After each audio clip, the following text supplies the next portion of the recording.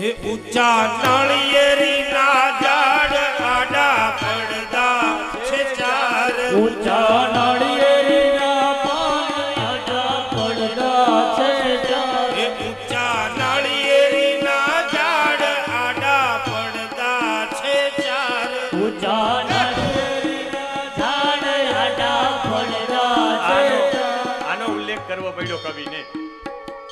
આ નાળિયેર છે, આમાં એક પણ હોલ નથી, છતાં પણ એટલું બધું ઉપર છે. ખારા પાણીમાં મીઠું પાણી ભગવાને આની અંદર પૂર્યું છે, ક્યાંય લીકેજ નથી.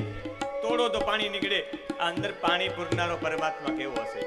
ખાલી આ પાણીની માવજત એટલી રાખી, પાણીની ઉપર ટોપરું, ટોપરા ઉપર કાતલી, કાતલા ઉપર આ બધા છોતા, ને એના ઉપર પણ આ ચાર પડ, એવા ચાર પડ ભગવાને એની રક્ષા માટે રાખ્યા છે.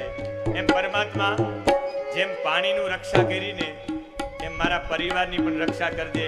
એટલે યજમાનના હાથમાં શ્રીફળ આપવામાં આવે અને પ્રદક્ષિણા કરવામાં આવે કે આ પાણીની જેમ મારા પરિવારની પણ રક્ષા કરજે. એટલે આ નાળિયેર લઈને જ પ્રદક્ષિણા કરવાની એવો ઉલ્લેખ છે.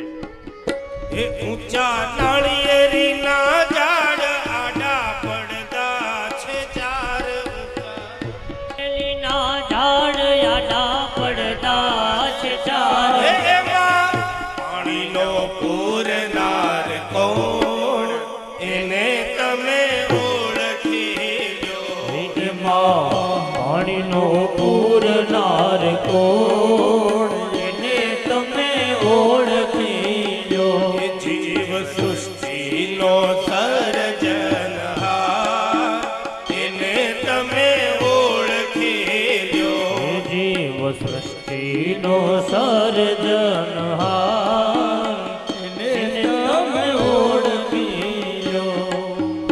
આપણે જમીએ છીએ દાળ ભાત રોટલી શાક ગાંઠિયા અને અંદર લોહી લાલ જ બને છે.